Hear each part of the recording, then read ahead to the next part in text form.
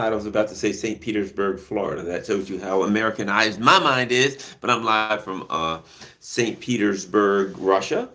And there's lots going on, lots to talk about with the Ukraine conflict. Let me start um, with what's happening with me here. I am still trekking around the Eurasian continent.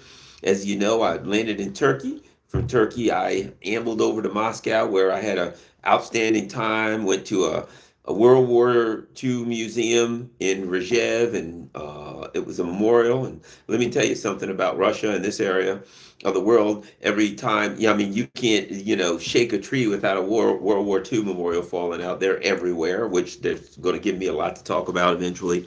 With that, um, suffice to say, when you start to learn about the true sacrifice that was made in this part of the world, in Russia, in Belarus, etc., when you start to learn these terrible things that happened, right? One thing becomes obvious. It is the word preposterous doesn't even begin to cover it. I don't no, I don't think that we have a word in any language in humanity to describe the level of absurdity it is to argue that the Russians and the Belarusians want that again. You know what I mean? That's like, I put it like this. One time when I was a younger guy, I used to play a lot of basketball.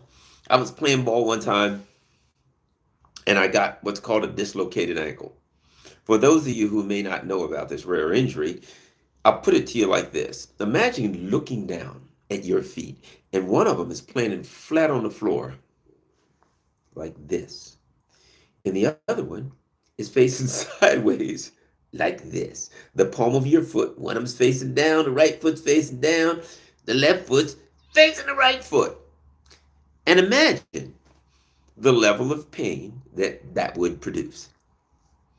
Does anybody think that after that I'd be like, yeah, there's nothing I'd like better when this gets healed up, when I get straight again, I think I'm gonna go dislocate the other ankle because, what the heck? Because I hate democracy or something, right? Doesn't make a lot of sense, does it? Because the level of pain, I was in a hospital, and I'll never forget. I was in a hospital that day, and I'm laying there, not happy, in unthinkable, excruciating pain beyond what any human should have to endure, right? I'm like that ankle go throb, throb, throb, right? And a woman walks in, she goes, "Oh, okay, Mr. Nixon." She was business like, just gonna need a little bit of information, your name, your phone number, and I'm like, in other words, let me simplify this. I'm not in the mood to chat right now. Perhaps we can discuss this at at a later time when I'm more calm. On a scale of one to 10, my pain level is a 467. So perhaps right now wouldn't be the best time, right? Okay. Do you really think that I'd be like, man, my next door neighbor pissed me off. It's worth it. I'll go ahead and, yank the other ankle out of socket. Not happening, is it? As an example, in Belarus, did you know that hundreds and hundreds of villages, you see, the Nazis, being Nazis, decided that Belarus would make like a nice recreation area. They had a minor problem. There were Belarusians there, or Belarusians. You get the point. So what they decided to do was the easy thing. You go into a village, you shove everybody into the church, of all places, into the church. Then you light the church on fire and you kill them all, and you move on to the next village after village after village. One out of every four Belarusians died at the hands of the Nazis, and this is going to sound strange to you. The Ukrainian Banderites were right there because, that's the kind of thing they enjoy, hacking Poles to death. Literally, the Banderites would have choirs of women singing outside so they could hack people to death and people wouldn't hear the cries and screams of their victims, okay? So here's my point. You really think the Russians are just sitting there on a given Thursday afternoon? What are you doing there, President Putin? Doing a little bit of karate, center line theory. That's what I'm into, right? I'm practicing karate. I'm eating some borscht, and I was just thinking to myself, Why don't we go to war with Europe for no apparent reason? Because I mean, what the hell? Why not? Come on, it's Thursday, and my abortions. It just didn't right today. Let's go to work with Europe. Why? Well, I don't like democracy, I think. And I've got the largest country on the face of the earth by a long, long, long shot. Ain't nobody even close.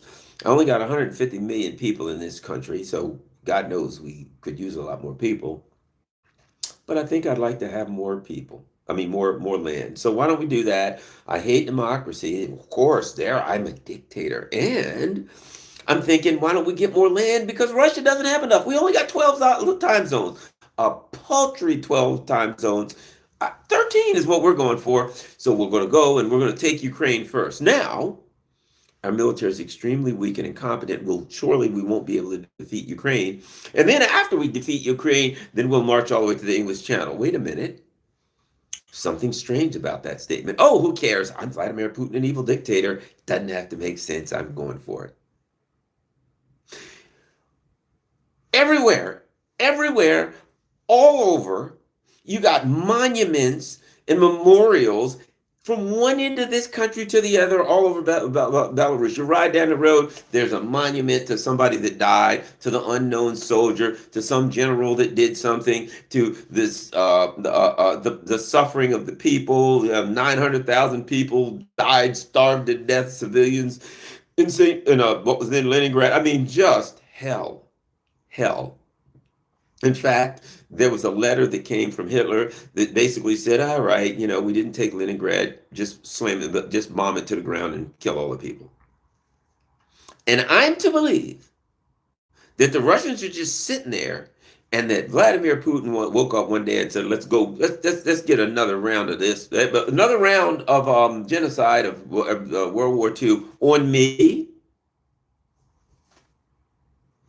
I find it alarming that after the weapons of mass destruction argument that people buy that. I'll put it like this. Beside the argument, the narrative that the Russians, I forgot there's no such thing as Russians, there's only Vladimir Putin. Beside the argument that Vladimir Putin, who is a one-man country, beside the argument that he wants World War II all over again, that weapons of mass destruction argument looks pretty damn good, to tell you the truth. I mean, don't get me wrong, it's preposterous, it's absurd, it's ridiculous, it's laughable. But beside the argument that the Russians want World War II again, that a country of 150 million people want to fight the entire collective West, for just because they want to take Ukraine or something, or they don't like democracy. I find it alarming that people are stupid enough to believe that. But here's the reality. It doesn't matter whether I find it alarming or not. People are stupid enough to believe it. But I will say this.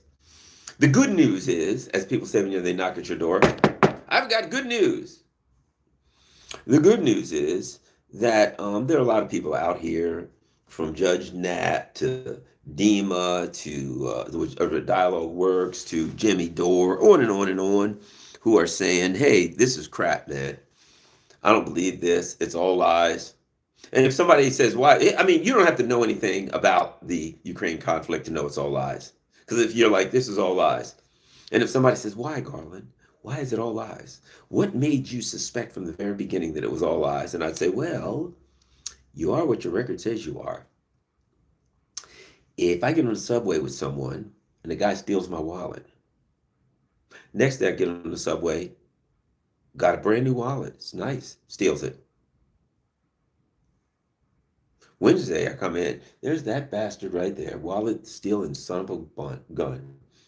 Sit down there. Look, he's beside me. He gets off. Hey, that guy just got off at Farragut North. Wonder where he's going. Oh no! He stole my wallet the third day in a row. What do you think he's going to do the fourth day in a row? Don't sit next to him. He's going to steal your wallet. But if you sit next to him by this point, let's face it, it ain't theft anymore. After the guy steals your wallet, really the first day, but let's give him two. By Wednesday, it ain't theft anymore. You know what you should do? When you sit down on that train and a guy comes in, hey, I don't know your name, but you've been stealing my wallet the last 3 days. Here, just take it. At this point, if you sit next to him, it's not theft anymore. You're just saying, take my wallet, please. As P.T. Barnum said, it's a crime against God and nature to allow a sucker to keep his money. And that's, look, yes, that's not moral, but that's reality. So my point is this: weapons of mass destruction, you bought it. I didn't even back then. You bought into that crap, and now um, you got a blue and yellow flag hanging off your balcony. You should. It makes sense, in fact. If you're that gullible, it makes sense. But less and less of us are just that gullible. So you got a lot of people who are out here doing their thing. And I think Scott Ritter might be live. A few minutes ago, I saw, I think, Jimmy Dores, other people who are doing God's work, as they say, who are out here saying, well, and it's sad. Here's what I feel bad about, to be quite frank. Not that we're saying it because we're just doing what we got to do, but that we have to say it. Why do we have to say it? Why do we have to tell you on Thursday, hey, don't sit next to that guy? Why? Well, I mean, I shouldn't have to tell you this. He stole your wallet Monday, Tuesday, and Wednesday. Yeah, that's weird, isn't it? It's Thursday. Yeah. You're sitting next to him again. Yeah, he seems like a good fella. Well, I ain't saying he ain't a good fella, but your wallet is gone. I wonder what happened to it. That's where we are. I mean, this is to the people who literally in the United States we had this. They had this color scheme thing for terror, and it would be like, yes, there's a high probability of terror. The color on our terror meter is red. Before the election, it was always red. Well, I don't think there's a good probability of terror. It's now down to green. You bought into that. They literally, if you're not in the United States at one point, true story, you're not going to believe this if you're not in the U.S. You're not going to believe it. At one point, they said to Americans, yes, the Al Qaeda, ISIS, whoever, the people that work for us, which is obvious now, they're up to no good. We're suspecting there could be a biological attack. So what you need to do is go out and buy duct tape and plastic wrap to put over your windows in case there's a biological attack. And some people went out and bought duct tape and plastic. And I thought to myself, no, what you need to do is just take that plastic wrap and go round and round your head. Don't stop, and take the duct tape and go right around here and cut your stinking hair off. Because if the government can convince you to buy duct tape and plastic to put over your windows and no air will get in, which is probably doesn't need to get in for you because you don't need to be around here. You become a liability for humankind. But I don't want to be mean. Maybe you can learn in the future if you did that. If you believe that, then of course you would certainly believe that Russia wants to that a country of 150 million people is going to attack Europe, where Sweden attacked Russia, France attacked Russia, Germany attacked Russia. And don't even get me started on the Crimean War, the United States and Britain and all that, on and on and on. Everybody's attacked Russia. Oh yeah, remind me the last time Russia attacked any of them. Can't recall. And people don't know. The Finns aligned with the Nazis, and the military of Finland was fighting with the Nazis at Leningrad, which is now St. Petersburg. And I'm supposed to believe that the Russians want to attack all of these countries because Putin. Because Putin. That's why. It doesn't make any sense, but because Putin or something. I don't know. He's just that evil. My point is, it's stupid, and if you believe it, you're not watching this podcast anyway, number one. And number two,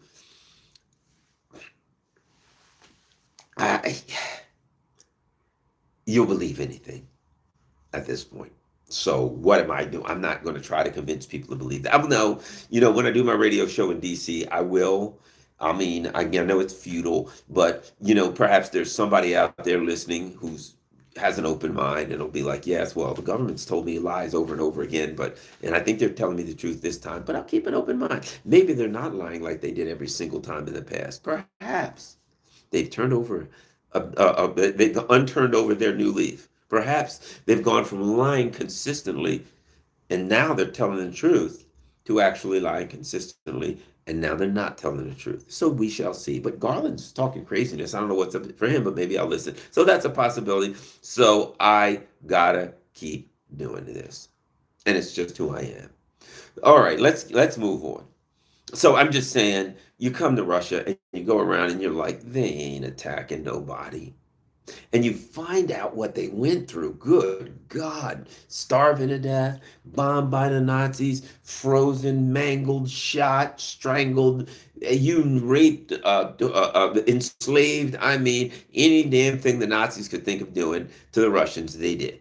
And the Belarusians and anybody else they got their hands on because they were Nazis. And now I got to look at Kaja Kallas and Baerbock and von der Leyen, these friggin' modern day Nazis. I got to look at them and really grasp that some Americans think they're telling us the truth and that I'm lying to them because I'm a Putin puppet. It's difficult at times, but we're going to keep going. All right. There is a scandal. You're going to find this shocking. I know a lot of people watching this really are going to be like, Garland, you're lying. You know, this couldn't be so. The pure, honest gentlemen in Kiev have been unjustly accused, I might add, unjustly accused of corruption. We got to stand with the Kiev government because I don't know who, probably some Putin puppet is claiming that they're stealing money. There's a major scandal of corruption. There are those of us who, from the very beginning, when the Democratic Party voted down a bill that required justification for the funds and required the U.S. government to track the funds. When the Democrats said, "Hey, we can't do that," and some of the Republicans, of course, no, we can't try to track the money and see where it's going because Putin would like that. I guess he really would. He'd be like, "Hey, great, I know where the money's going." I guess for all the sense that makes. But that didn't imply that anything was wrong. Things were on the up and up. But apparently now there are some indications that someone may have taken a couple bucks. Now we're hearing money like $100 million. I have heard numbers in the $40 billion range. If you recall, shortly after the war started, there were a lot of complaints about money theft. And they call it, some people call it laundering, but I'll put it like this. If it's rich people, if it's big banks and corporations and things like that, it's money laundering. You go steal a candy bar at a 7-Eleven, the cops will be there to beat the hell out of you in 5 minutes and drag you away and charge you with what? You think they're going to charge you with money laundering. If you grab a $2 candy bar out of that you probably can't even get a candy bar for $2 anymore, but you grab a candy bar and you run out of 7-Eleven and there's a cop car, there's a cop sitting out there maybe eating a donut, drinking a cup of coffee. Not that that would ever happen, but not that I want to stereotype people. I'm just saying, this cop sitting out there eating a donut, drinking a cup of coffee. You come barreling out with a chocolate bar in your hand, with the 7-Eleven clerk running close behind you. Give me back that chocolate bar. And the cop looks, and he's able to grab you. He's going to arrest you, and you will be charged with theft. Why won't you be charged with money laundering? Because it ain't money laundering, it's theft. So now, apparently, Zelensky et al., in some coke-fueled frenzy, not that, look, again, I don't cause any trouble. I don't cause nobody no harm. If you are a person who wants to use cocaine, understanding, the problems of addiction and the damage that it does to your body, brain, all of those things, you understand those things. Fine enough, that's your life. If you choose, decide you want to use cocaine, look, I'm not saying I'm not criticizing you for it. I wouldn't. But if you want to do it, let people live their lives. So just because Zelensky is a man who chooses to indulge in white powder, that ain't my problem with him. Let me put it like this. Ain't my problem with him. The problem is I'm tired of paying for the white powder. Okay, it's a true story. I heard about some people that had, let's just say there was a person that they knew, might have even been related to him, who wasn't the best with their bills and was a bit on the scammy side. And at some point went out and bought a nice television, flat screen, blah, blah, blah. Okay, and then they didn't have the money for the rent, and they went to friends and or family members and said, "Hey, I need money for rent." And one of the family members said, "Well, wait a minute. You just bought a new flat screen TV and you can't afford rent. Why didn't you use that money for rent?" And the person said, "Well, because I knew that if I bought the flat screen TV, if I asked you for money for a flat screen TV, you'd say no because it wouldn't be a desperate situation. So I bought the flat screen TV because I figured if I asked you money for rent, you'd be likely to help me there. So I decided to go that route. Isn't that nice?" I don't know what happened.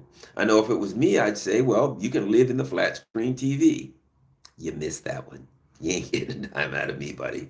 But that's not the way it works with the coke fiend snowman Zelensky, because he just says, "Gimme, gimme, gimme," and NATO and the crew just say, "Sure, here's some more." But you know what they're saying? "Sure, you can have another 6, 7, 8, 11 billion as long as I get my fair share." That's the other part of it. Everybody's getting their fair share of the booty, right? As a pirate would say, the loot, the booty. They're getting their fair share. So they don't give a crap. So now a scandal has come out that, and they're saying, yes, some of Zelensky's associates are leaving Kiev because they're being investigated. I mean, they're rich, okay? If you've stolen $1 billion, much less as many billions as they've stolen, and you're in a war zone, all you need is an excuse to leave, right? I'm a billion. Give me $1 billion. I'm living in a war zone. I'm making up something. Hey, what are you doing, girl? I'm out of here. Why? Oh yeah, I didn't think about that. Why? Hey, buddy, why am I leaving here? Shut up. I don't know. Okay, I'm leaving here because it's raining a lot. And then the person would say, "But it's sunny." Exactly what I said. It's just too sunny for me. I'm getting sunburned. I got to get out of here. I don't care. I've stolen money. I'm out of here. I'm going to go enjoy I'm going to the Maldives. That's where you'll find me. Shamed, of course. Oh, they pointed at me in a scandal. I feel so bad. Excuse me, garçon, if you could pass me another cognac, please. Thank you very much. And some of that lobster tail. Yeah, okay. I'll be over in a minute. I'm sure those guys feel bad, the guys that stole billions, and now they're forced to abandon Kiev just as the lights went out. In a way, I almost feel like they're like this. All right, we're billionaires and we're here in Kiev and we've stolen lots of money. What do you want to do? How the hell do we get out of here? I don't know. I don't have to. Oh my God, the lights are out. It's freezing in here. What are we going to do? Well, we can't very well leave because we got to seem patriotic. Huddle. Let's come up with a plan. And they huddle together and they're like, well, we could kind of admit to kind of like a scandal of some type. And at that point, they throw us out. Or we could just, oh, I got it. We manufacture an artificial scandal. Then we leave and we say, we had to leave because of this scandal. And we're implicated in the scandal, but because we actually really did steal the money. But the issue is this: nobody's going to be like really suspicious. They'll be like, yeah, they left because of a scandal, not like we left because the damn electricity's out and it's cold as hell. I mean, if you think about it, you got billions of dollars that you stole. You're fine with leaving in a scandal, but it's going to kind of look bad, like all these Ukrainians are wandering around like a friggin' zombie apocalypse, shivering. My God, it's cold. Hey, you're a billionaire. You're not going to leave me, are you? No, I would. That would be wrong. I'm a guy who loves my country. I'm staying here. Oh, scandal! I'm gone. Bye. See you later. Bye bye. Toodles. They're out of there. The electricity is out. They're gone. They're history. They're not going to sit around there with no electricity. They just manufacture a scandal and get the hell out. We already knew they were stealing it. So what? What are they going to try to prosecute them? No, they can't prosecute them because they know where the bodies are buried. Hey, we're going to prosecute you. Oh, yeah, I got this little tape of Hunter Biden here. You might want to take a look at it. You think Epstein's got stuff on these people? The Ukrainian oligarchs got everything. So apparently, in some weird manufactured scandal that we're supposed to be shocked and surprised that there's a gambling going on at the chicken farm, per se, right? No, I think everybody had figured out that most of that money was being sold. Did you know? You might not remember this. Did you know that shortly after the war started, I think it was CBS that did like a little mini documentary, and what they found was they did an investigation and they found that 70% of the money was being stolen. And you know how the government reacted? Made them pull a documentary, made them pull the tapes. That's what they did. Oh man, we've got evidence here. The money's being stolen from the chicken farm. Yeah. Ooh, that's problematic. What do you want me to do there, President Biden? You say you have the tape? Yeah. Is there anything you can do with that tape? Yeah, we're gonna play it Tuesday. No, what I'm saying is I'm not saying play it Tuesday. I'm just saying perhaps we'd all be better off, particularly you, if that tape never saw the light of day. So I'm thinking probably the best thing for all of us is to make sure that this scandal doesn't go any further, and you won't have to be killed. I mean, removed, from your position as the head of CBS. So handle that if you would, there, old chap, old boy.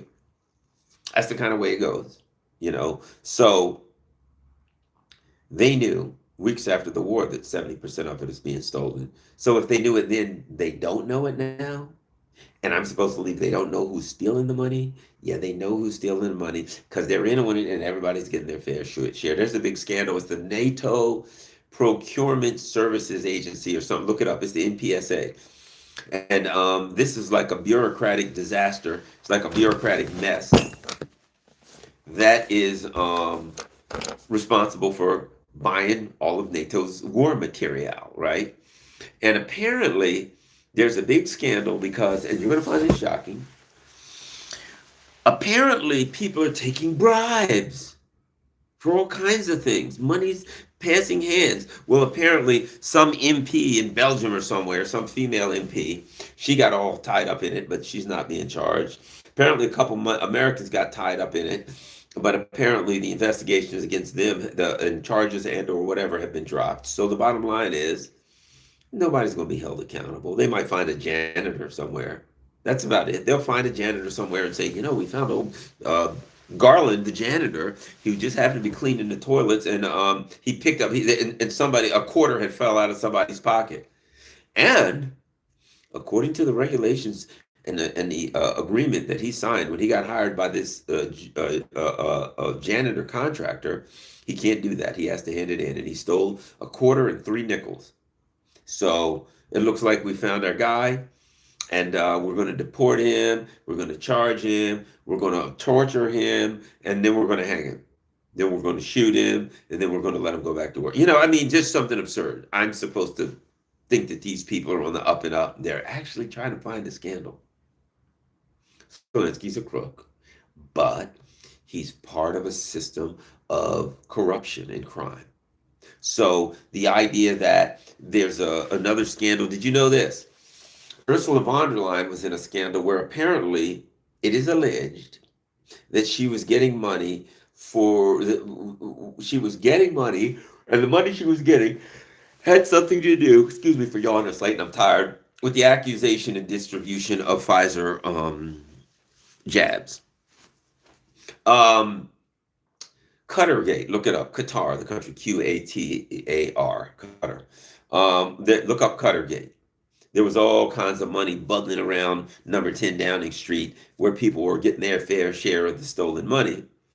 And their fair share allowed them to enrich themselves while, of course, whatever was being bought was marked up at unthinkable prices and probably unusable. Some rusty old nail, and they marked it down as a tank, and then they sold it for 3 times the value of a normal tank, and then they gave all of these people money under the table in an envelope to make sure they got the contract, and then they got the contract, and then they didn't build the tank, they just kept the money. That's the kind of thing that's been going on. So now I'm supposed to think that NATO really is looking for corruption?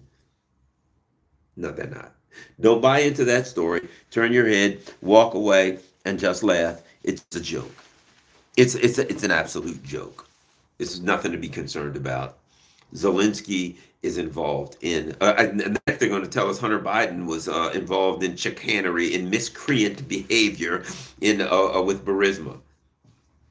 Anyway, so That's what's going on. We have to ask ourselves, when you see someone pretend to hold some criminal entity that they've been working with, when you see them pretending to hold this criminal coke fueled crime spree, and kidnapping spree, when you see someone that seems to be attempting to hold anyone within the context of that operation available, you have to ask yourself some questions. And none of them should be, gee, are they doing this for the good of the order? That's the question you shouldn't ask, because the answer is nay. The nays have it. It ain't for the good of the order. They're not trying to stop corruption. They are the essence of corruption. And Zelensky is an expendable stooge. And at some time, his ticket will get punched. I believe that. He's expendable and he is a stooge. And you know what happens to stooges, don't you? At some point, their ticket. Let me see that ticket, Mr. Zelensky. Oh, what do you know? It expired yesterday. Cha-ching, ticket punch. What does that mean? You know, you have some really nice guards there. Thank you. Yeah, French intelligence. Okay, what does that mean? Oh, nothing. Just go and take a walk. Take a look at the roses. Walk on down and look at the flowers, my friend. Flowers are beautiful. Do you ever think of how important it is to spend your final day, I mean, your beautiful afternoon looking at flowers? Walk on down to the garden and take a peep at some of these beautiful flowers and come back up. Tell me what you think. You ain't never coming back up. You're going to look at the flowers. That's the way it works. So I think that Macron and all the rest of them will keep their mouths shut about this scandal. That some lowly janitor or somebody who had nothing to do with it and no authority to stand up for themselves will probably get framed. Like, oh, I don't know, Tyler Robinson. Let's go with him. Come on, why not? So let's go with this. Here's my guess is that some money is being stolen from Kiev, and they're going to prosecute Tyler Robinson. What the hell? You already got him in there, and nobody believes the story you got. So why not? There was 48 billion stolen from Kiev. Tyler Robinson came in. He changed clothes 2 or 3 times. He had a Mauser 98. He rolled into Kiev. He grabbed the money. He rolled out of Kiev, back into Kiev. He went for a walk around the edge of Kiev. Then he went to Dairy Queen because you got all of that. You just stole $48 billion from the U.S. government. What the hell? Get yourself a freaking flurry. That's all I'm saying. Get a flurry. So Tyler Robinson has stolen the money. He's the only person who was actually involved in a scandal, and now he's heading for Dairy Queen for a flurry, like you do after you shoot some guy from a building and jump off the building and hide a gun that weighs like God knows 10 pounds in your clothing. Tyler Robinson, he's our man. If he can't do it, nobody can. That's where we are. I think we found the connection. Tyler Robinson's the guy who's involved in the criminal activity in Ukraine, if there is any, because we are all truly shocked and amazed that with all of that money coming in, that it might have occurred to someone. I think I can get away with taking a couple bucks. Billions coming in, that we're shocked that in Ukraine, of all places, somebody looked at, wow, what are they doing? Well, Garland, they're bringing in truckloads of money. They're bringing in pallets of them. Really? Are they going to be accounted for? No, they really should be. But apparently the Democrats voted down the bill that would have counted the money and held someone accountable for where it went. So it's just pallets of money. And what do you think would happen if I took a couple pallets? I don't know. I'm going to take a couple pallets. I'm getting my fair share. What about you? I'm going over here and get my fair share too. If they're not counting this money, they don't know where it's going. I'm getting my fair share, brother. That's all that's going on in Kiev. Everybody's getting their fair share, right? But at any rate, so that's where we are with the scandal. I'm not even like, there are people that are, have you heard about the scandal? What scandal? The scandal in Kiev. And I'm like, yeah, I don't need to talk about that. The word Kiev is synonymous with the word scandal. The only scandals that happen in Kiev are because there is no honor amongst thieves. And because a whole bunch of these Kiev criminals are like, hey, I don't feel like I'm getting mine. Let's turn somebody in. Let's do this or that. They're fighting over getting their money. That's what's happening. They may be fighting over getting their money. And something I won't rule out. things ain't looking so good on the front right now. Pokrovsk and all these other oblasts and conglomerations and things like that that they're all people are always talking about. Um, these country these little country towns that have been loaded with fortifications are falling like freaking dominoes. Now I can't pronounce the names of half of them because they got too many consonants in a row. Could you please buy a valve? That's all I'm saying to Ukraine. The one thing I hate about Ukraine is they don't know how to use valves. Come on. And I guess a stupid American would say that, but you get my point. um Pokrovsk. And of course, I'm not used to like VSK, Pokrovsk. Just go with Pokrov or Pokrok or Pokros or something like that. But Pokrovsk, I'm American. My mouth is not accustomed to shaping those kind of sounds. You're messing me up here. I'm going to bite my tongue or something. And I don't want to do that here in Russia because then I'll have to go, I don't know, to the hospital or something. And I don't speak Russian. I won't even be able to tell them what's wrong with me. And my tongue will be bit. So at any rate, and they'll think I'm speaking Russian with a bad accent. So whatever the case may be, apparently Pokrovsk is fallen. Might I add, upon the Pokrovsk fallen, that Berg that I can't pronounce falling. I saw something yesterday. I was watching something online, and they were showing. Apparently, what's happened is this. So let me just fill you in Ukraine. It was supposed, I've been told that it's a major supply hub, and I've read that it was a major supply hub, but like all the other major supply hubs are these major towns or these fortified towns that are critical to the defensive lines of Ukraine, if there's such a thing as a defensive line, but the defensive lines of NATO under the guise of Ukraine.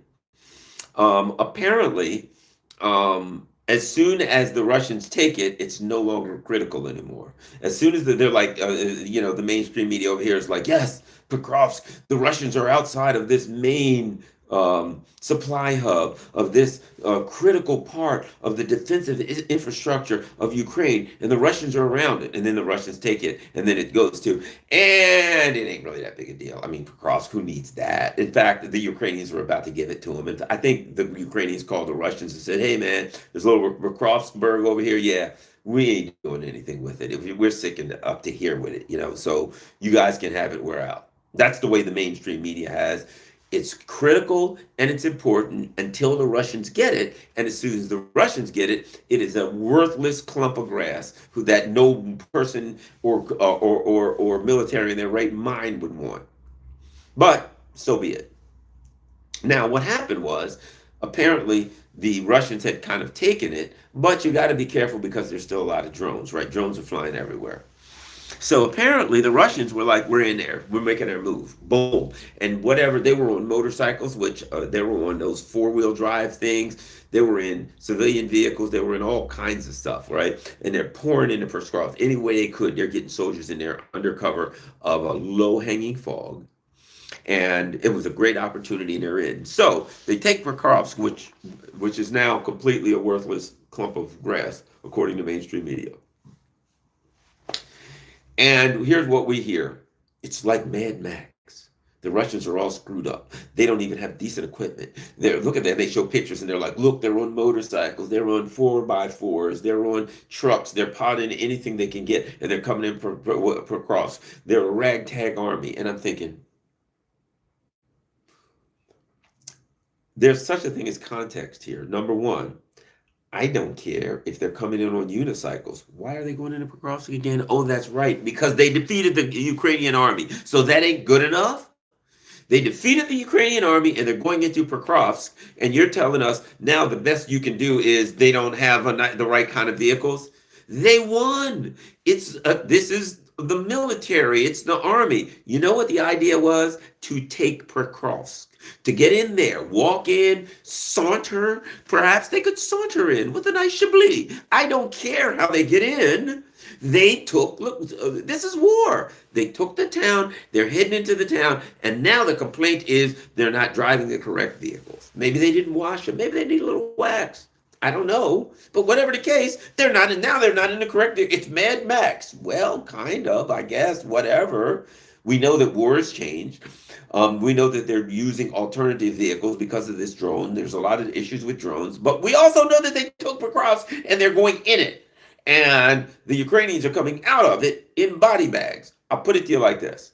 I'm going to give you your option. You take the one you choose.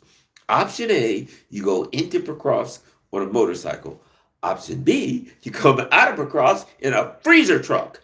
I'll take the motorcycle. I don't care if I'm riding on back. I'll take roller skates, a skateboard, a sled. It doesn't matter to me. You can, your choice. Would you like to go in on a vehicle that the mainstream media finds inappropriate, or would you like to go out of the vehicle that they find quite appropriate because it's a refrigerator truck? I don't think I would come out on a refrigerator truck. I'd rather win. So now we've got the Russians have, I guess it's a way of saying, I don't know, they're losing or they can't win or they're a ragtag army. But might I add, let's go back to the original premise. Let's go back to the original premise. I'm tired, so my brain's not working right. The original premise is they're just a ragtag army and they can't fight. And now you're like, they're winning, but they're a ragtag army and they can't fight. Look at that. They look like Mad Max. They look like they're winning to me. That's the direction I'm going. They look like they're winning. And you know why they look like they're winning? Any guess? You might want to stick your hand up. Why do the Russians look like they're winning? Because they're winning. And so now I think it's possible there could be this manufactured scandal. So some of the Ukrainians can take their ill-gotten gains and get the hell out of town.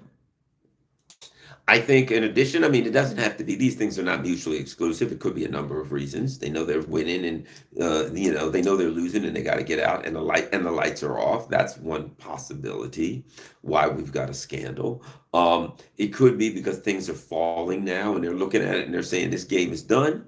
This chess match is over. It's checkmate, and I got a whole lot of money and suitcases full of money and all kind of stolen stuff, and I got to get out with it before the whole thing falls apart, right? So you do have that. The term, you might have heard the term, the rats are jumping off a sinking ship. That could be what it is. Part of it is the rats are jumping off a sinking ship.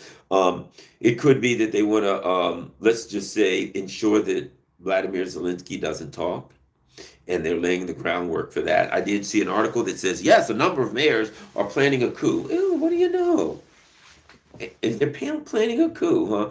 You know, I've always said I don't think I think Zelensky gets out of this thing in a refrigerator truck. That's what I think. I think his last ride out of kiosk, he ain't gonna be driving. He's gonna have a tag on his toe that says VZ. We barely knew ye. I think that's the way he's going out. He knows too much. He's stolen a lot. You know, Zelensky, here's a guy who has a mansion in Israel.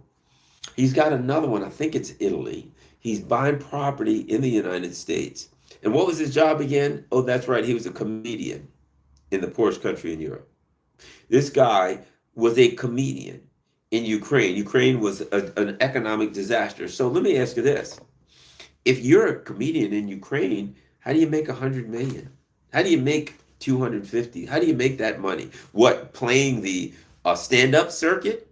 Yes, this week in Kiev, Lvov, Kryvyi Rog, it's Vladimir Zelensky, and he's up there with a mic in his hands. Tip your waiters, and waitresses, boy, they work hard. I'll be here all week. Hey, did you hear the one about the doctor and the guy that comes to the doctor with an STD?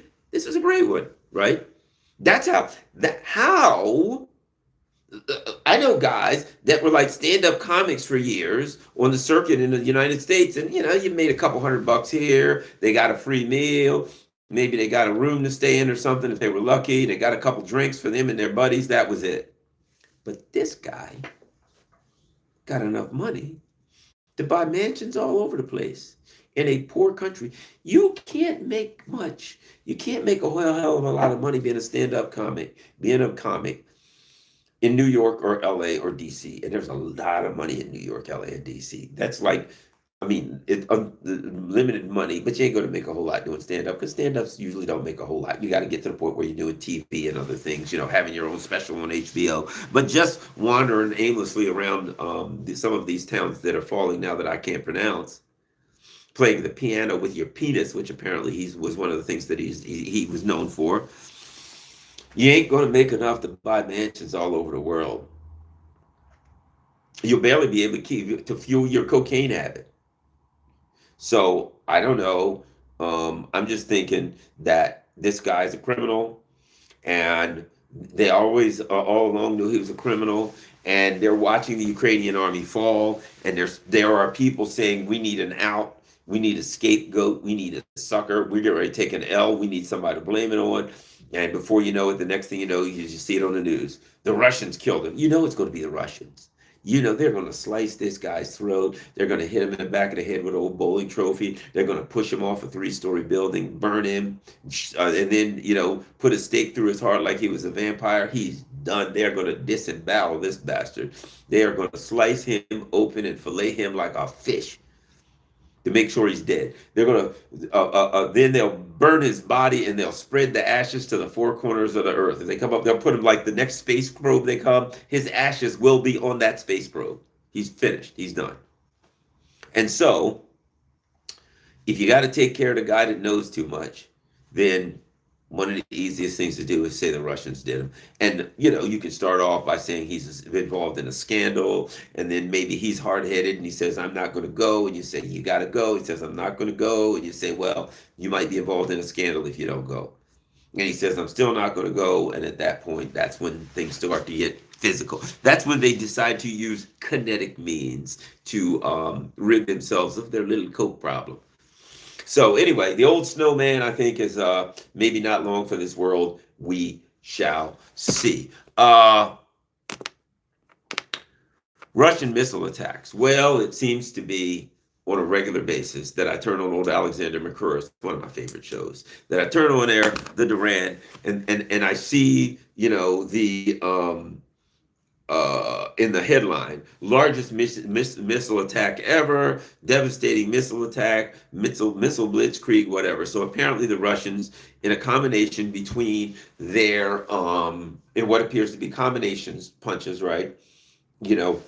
Bop bop bop, right? You never throw one punch, bop bop bop, punch punch knee, punch elbow knee, punch punch elbow knee, spinning elbow, you name it, takedown. Multiple blows and multiple strikes.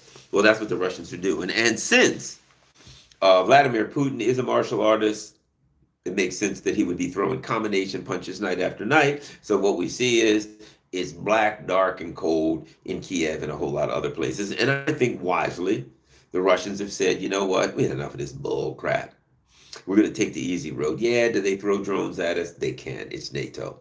They're going to throw drones, but we're going to be ready for the drones, and we'll do everything we can to keep the drones at bay. Meanwhile, they got a price to pay, brother. They're going to pay a price. All the supporters of Zelensky and the non-supporters of Zelensky are going to be suffering. This country's going to suffer. It ain't going to be warm. You're not going to be able to have a normal country. The Russians have the capacity to turn your country into, a 5th century a farming village with no electricity, and I suspect that's the plan now. So every night we see Shahed drones or whatever they call, geranium drones. They're not the Shaheeds. Not that the Shahed wasn't a good drone, but now the Russians have taken it and made it their own, right? So we're going to see every night drones come in. We're seeing Mr. Their calling card of Mr. Kinjal is coming in, and they're hitting strategic points by the hundreds and thousands night after night after night, reminding NATO and reminding Ukraine, you guys can't build them as fast as we can. So here we come. And I think that it's the old double whammy. Right now, they're on the contact line for Cross, Seversk, you name it, Liman, place after place, applying pressure everywhere. Boom, boom, boom. We're going to hit you everywhere across the contact line. Meanwhile, as we're hitting you everywhere against the contact line, drones are coming here. Big drones, mean drones, explosive drones, FPV drones, just planned drones that have been set up to blow. And so now what do? We make you expend your anti-aircraft missiles. At the same time, we exhaust your electrical system of parts and repair parts, because you're going to have to keep repairing this stuff, and we're just going to keep hitting it. hitting it. And if I was the Russians, what I would do if I were the Russians is, let's say I hit a power station and they come in and they're repairing it. I wouldn't touch it until they got it finished because you want to run out of spare parts. You hit a power station and they get it 99% finished, and then you hit it again. You're leaving frustrated. You hit these power stations, you just shut them off because it's going to be a long, cold winter for these people. And you have to do that because it'll actually, let's face it, if you're a young Ukrainian man, you're getting kidnapped anyway. So, maybe if you can make it across the border, you got a better shot. Um, so the bottom line is you got a scandal going on, the NPSA scandal going on with NATO, where they found a bunch of bureaucrats taking bribes, kickback, all that stuff. Shocking. Gee, a neoliberal system where people are taking, where corruption is involved. Who would have ever seen that coming? Certainly not I. Certainly not I. You have a scandal going on where it seems like either maybe they're trying to discredit Zelensky. I don't know what's going on with this scandal, but whatever it is, I mean, come on, what a joke, a scandal in Ukraine. That's the stupidest thing I've ever heard in my life. It's the whole thing's a scandal. The whole thing's a scam. It's theft. It's not money laundering, as Larry Johnson says. And you got Russian missiles raining down on these bastards like, salt pellets, hitting them every single night, making their lives a living hell. I think that's what we're going to see. And what are the Ukrainians going to do as this winter comes on? I think what it's going to do is at some point it's going to force a refugee crisis, don't you? I think at some point it's going to force a refugee crisis. And Western Europe is going to have to deal with it, and they will. They need to. There's just going to be another bill for them. So now you're going to have a refugee crisis. You're going to have the citizens leaving, which if and when the citizens leave, will make it easy to bomb what's left, won't it? If the citizens are gone, it'll make it easy to say, whoa, they got a bunch of soldiers there. They'll stick out like sore thumbs. Where they are, the civilians are gone, it'll make it very easy to bomb the soldiers. So I think they're maneuvering the citizens out by getting rid of all of the luxuries of life that they're accustomed to enjoying. And then they're just going to focus on blasting away at the Ukrainian neo-Nazis and go from there. At any rate, I'm tired. I can barely keep my eyes open. Had a lot of fun today. Met a lot of nice people. And you may be watching. You may be one of those nice people. I don't know. Maybe you're mean people. Who knows? At any rate, I want to thank all 364 people who are watching. I know my numbers are probably falling off because I haven't been on much. But, I'm running around the countryside here in Russia and Belarus. So, I'll be back Tuesday. And hopefully I'll get back on the ball. I got a lot going on, but I'll be back on the ball Tuesday. I'm very tired. I'm getting ready to hit the sack. If you could be so kind, because I'm not using StreamYard out of the country, I don't have my thing going across the bottom. So don't forget, thanks to all my Patreon people, and you can help me via Patreon, PayPal. Just look up my email, garlandin@gmail, garlandin, GARLANDN @gmail.com. You can use that to do PayPal. You can do Buy Me a Coffee. That's certainly an option. And of course, you have my P.O. Box 32, Glen Burnie, Maryland. And if you want to know the information of any of that stuff so you can donate, just go to one of my older videos. Just go a week back, not since I've been here. Just go a week back and look at a video, any of my videos, and it's all scrolling across the bottom. And you can see all the different ways, including mailing donations up or in or whatever you want to do. Thanks a lot, everybody. Appreciate all the good work that you all are doing and the support that I get. And I am so tired, I can barely keep my eyes open, so I'm going to throw in the towel. Peace. I'm out.